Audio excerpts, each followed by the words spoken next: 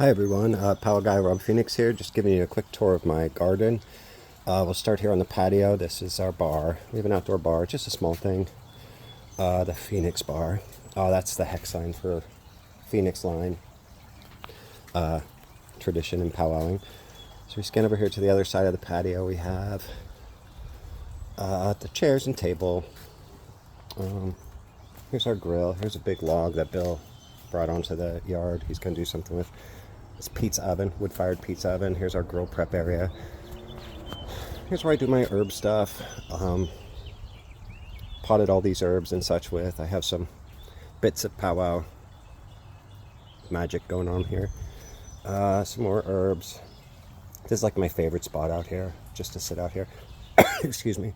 You can see we have a standard size yard for our neighborhood. A lot of people think I have these acres and acres of property and farmland. No, we just make the most of the space that we do have. You can see there's that fence over there. That's the neighbor's property. So that's what I'll say about that.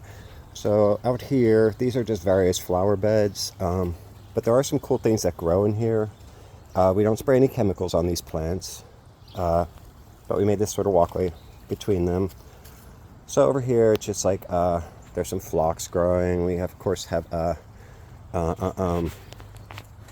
irises and tiger lilies and hostas and all kinds of other things. What's cool too is like down here, this light yellow. This is something called creeping Jenny. Creeping Jenny. Yeah, it's just a ground cover. It's decorative, but in it is the clover. Clover. I cut a lot of this back because it does kind of take over the flower beds, but if I see it in the areas where we used to have grass, I let it grow. I would rather clover as a ground cover than grass because grass doesn't do anything. There's no use to it. But clover has medicinal properties and it's actually a pollinator. It gets little flowers, so you want to hang on to that.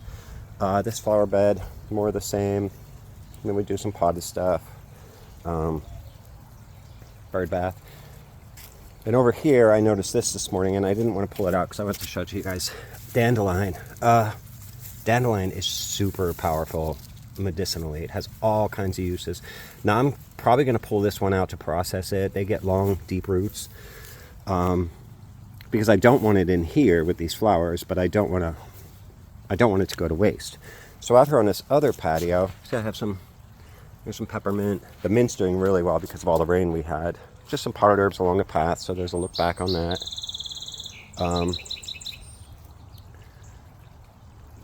It's very pretty and peaceful out here. Here's some more potted plants, some flowers, some herbs. My valerian, I'm not sure. It's not doing too good. I'm not sure what this is. Bill did this. It's a cute little pot though. Here we have this, it's thyme, it's called lavender thyme. Here's some rosemary, that's doing very nice. Not sure what that is. Over here, this is going to be a tomato plant. This is one of them patio tomato plants. You see I put this stake in here. So the idea is that it's going to grow up and you're going to get all these these kind of tomatoes. We'll see. But I didn't want to put this in the garden because, well, I just wanted to try it separate. This pot over here will be catmint. I actually planted it from seed. It's weird because the dogs, every time I bring the dogs out in the yard, they start like eating out of this. So I don't know what their deal is there. Some flowers. This is where Bill and I like to sit. Over here, this box is going to be dandelion. Bill planted this one for me. It's a bunch of dandelion seeds. It's a nice deep planter because dandelion like to have deep roots. So here's where we sit in the evenings by our pond. We have this nice little homemade fish pond. You can see them splashing around.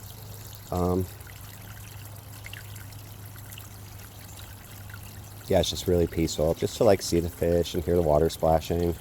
It's very pretty. At night we have all kinds of solar lights that light up.